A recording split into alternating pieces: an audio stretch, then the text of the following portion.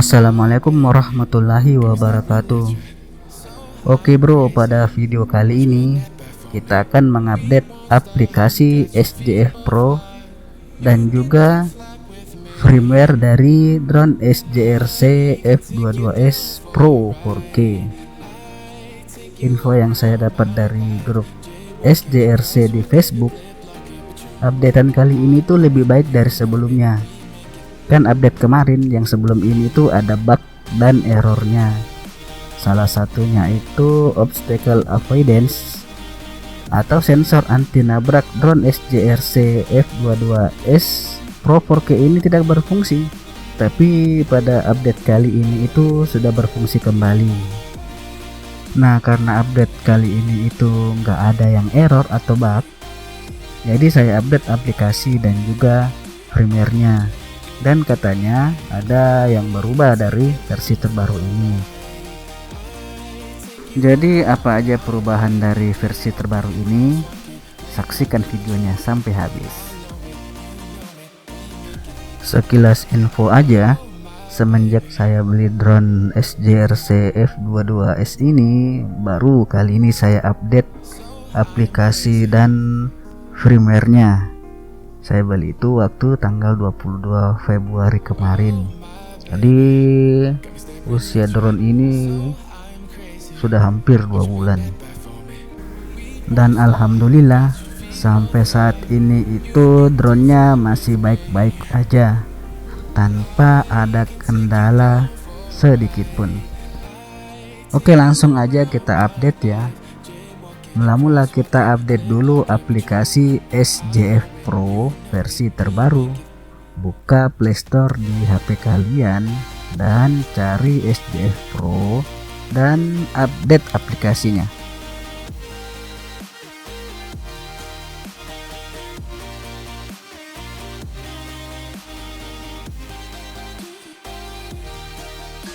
Jika aplikasi SJF Pro sudah diupdate, nyalakan drone dan transmitter atau remote-nya. Terus tunggu sampai remote atau transmitter connect ke drone-nya.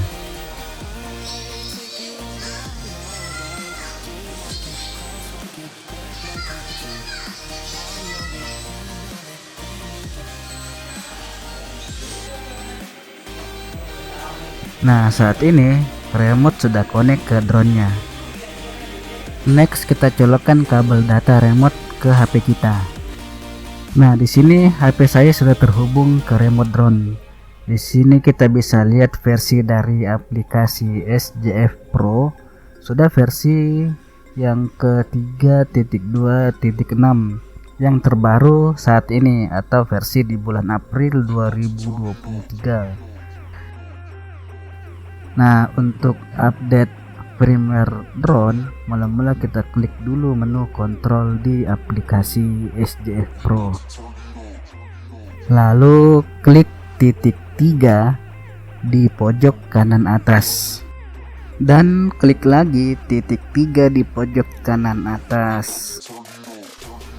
Nah, untuk update firmware, klik aja flag control firmware upgrade. Terus nanti ada notice yang intinya baterai drone itu wajib di atas 20%. Jadi saran saya sebelum update firmware, cas dulu baterai drone-nya sampai full. Nah, untuk mencegah hal-hal yang tidak diinginkan.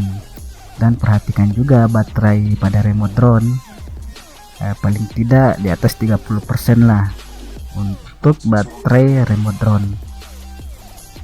Next, sekarang kita klik aja start upgrade karena kebetulan di sini baterai drone dan remote drone sedang full, jadi aman-aman aja untuk upgrade. Dan kita tunggu deh sampai selesai update firmware-nya. Yang perlu diperhatikan di sini itu koneksi internet kita harus stabil dan cepat ya. Kebetulan di sini saya menggunakan WiFi dari IndiHome. Jadi aman-aman aja kayaknya.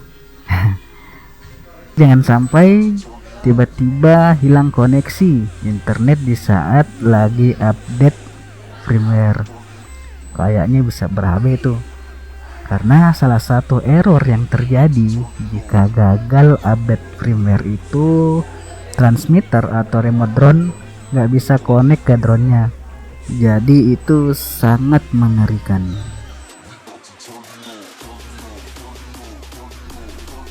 Setelah menunggu sekitar kurang lebih 5 menit, upgrade firmware pun selesai. Terus pada saat selesai upgrade, selanjutnya kita akan merestart atau menyalakan kembali drone-nya. Kita klik ignore, terus kita matikan dan nyalakan kembali drone-nya.